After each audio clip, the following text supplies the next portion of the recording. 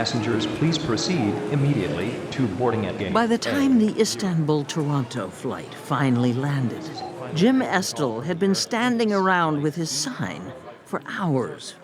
All he knew about the Syrian brother and sister he was meeting at 3 in the morning We're here.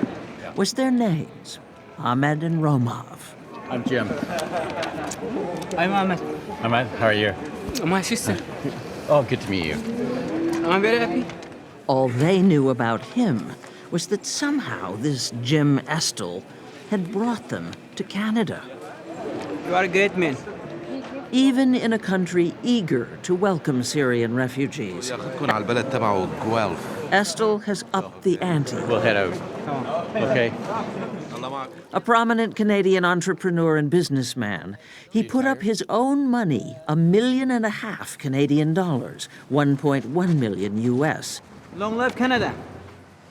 to resettle 58 Syrian families, 250 people, in Guelph, a small university city an hour west of Toronto. Why? Because he was haunted by those pictures on television of Syrian cities reduced to rubble and Syrian people dying as they tried to escape to someplace else. You don't want to grow old and say you stood by and did nothing. And it's the right thing to do. 68% of Canadians support their government's acceptance of Syrian refugees. In contrast, 54% of American voters think the United States has no responsibility to take Syrians. The fundamental argument against Syrian refugees in the United States is the fear of terrorism. Are you afraid? I would be wrong to say that there isn't some fear, but statistically, the fear is completely unfounded. I believe actually the best way to breed world citizens is to bring them in to our community and give them hope. We can't come back to Syria, and here in Turkey the life is so hard, we are without The study. emails are heart-wrenching. I get 10 a day, and I've gotten well over 1,000. Some of them are 3 pages long with horror stories. Help, help, please help, my life in real danger. Help, please. Please help. Syrians contact Jim Estill directly because in Canada, individuals can sponsor refugees if they agree to fully support them for a year. Since November 2015, Canada has admitted 40,000 Syrians, 16,000 of those privately sponsored. All were vetted by the Canadian government, a process that typically takes 6 to 9 months. The hard part is deciding who to choose. It's actually a terrible process. It's awful. We try to pick people who we think will settle well, being able to support themselves. So the ideal refugee situation would be a family with children? Yeah, mom and dad with children, and I also like extended families. Baby? Each family is assigned an Arabic-speaking mentor and at least 3 English-speaking mentors, like Dan Maitland. From among the 800 volunteers Estill has recruited to help the refugees adjust. Who gets more out of this experience? I do. You do? I do. More than Ahmad? Oh, yeah. He's like older brother for me. And Older brother? Yeah. Estill likes to say he runs his refugee program like a business. And how many something? 32 inch. 32. In fact, he put some of the new arrivals, like Ahmad Abad, to work temporarily at Danby, the appliance manufacturing company he runs. Find.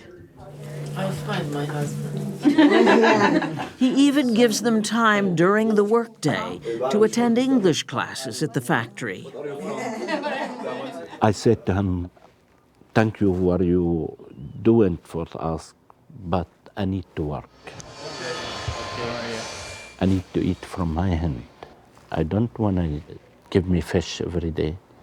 I need to learn me fishing. Don't give me the fish, I need to do the fishing. Yeah. Right. Ahmad Abed and his wife Rula arrived in November. From the city of Homs, they owned a clothing factory destroyed now. This was their neighborhood. This, their apartment. They spent nearly 3 years in Lebanon, living in one room with their 2 sons. One son is still stuck there. See that sign? The exciting new retailer in this Guelph mall is going to be Ahmad. I think this is a dream. A dream come true, thanks to the backing of Jim Estill, who believes Ahmad and his family can and should be running a business again. You're wearing a little Canadian flag on your sweater. Oh, why?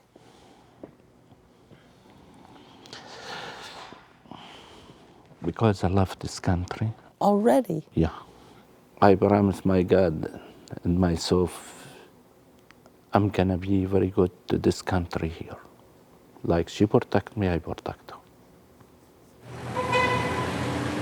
And then there's Firas Al-Mohammed. Okay, good. If being sponsored by Jim Estill wasn't good enough, things got even better for him when he was told his family, wife Ala and daughter Lilian, could live in this comfortable apartment, free, until the end of June. When did you arrive? What day? 12/12/2016. Ah, a day you'll never forget. Golden number. A golden number.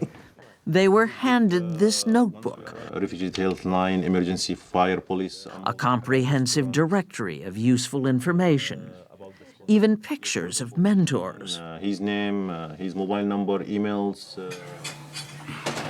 They couldn't believe it when they found their refrigerator filled with Syrian food. Were you surprised by the welcome, the friendliness? Yeah. Did that surprise you? It's amazing. Everywhere you go, you feel you are welcome in Canada. Firas was an oil geologist in Syria, Allah a teacher.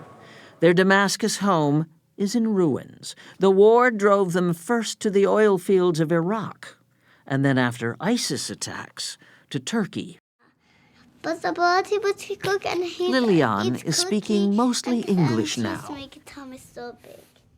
Just over 2 months after their long flight from Istanbul, this Syrian family feels safe and grateful and Canadian. Just 2-3 days ago, I got a salary and I paid the first tax, so I am Canadian. They decided to keep their welcome sign.